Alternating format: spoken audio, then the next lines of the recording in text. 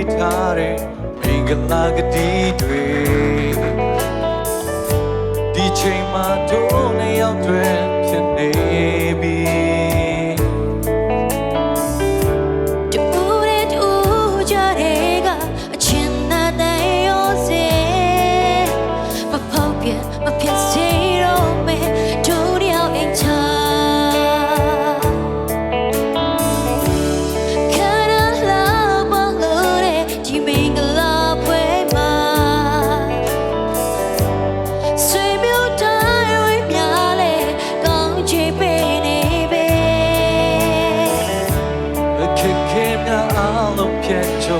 တူတူနဲ့တွေ့ရင်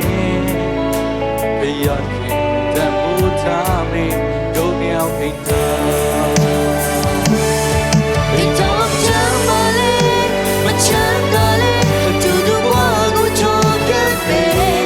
ရပြီးထားတယ်ဒီတော့ဆိုတာလာပါရင်မဲရွေဦးရတဲ့ကြည်လို့ကာရီကစပင်းတွေပြုတ်စီ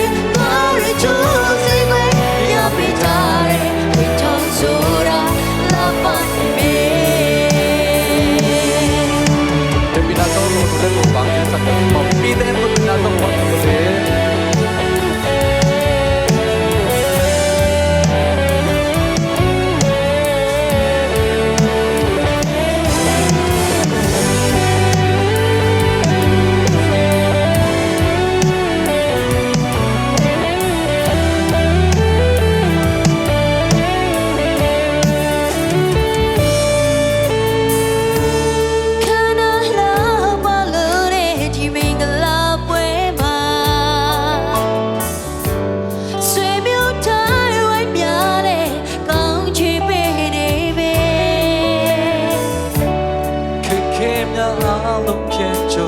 တူတူလက်တွေ့ရင်တရားခင်အမှုထားမင်းတို့ညောင်အိတ်ထား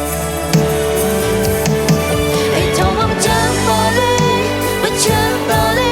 တူတူဘဝကိုချုံပြတ်ပဲတရားပေးကြတယ်အိတ်တော်ဆိုတာလာပါနေပဲရွေရီဦးတဲ့ချီလို့ကာရီက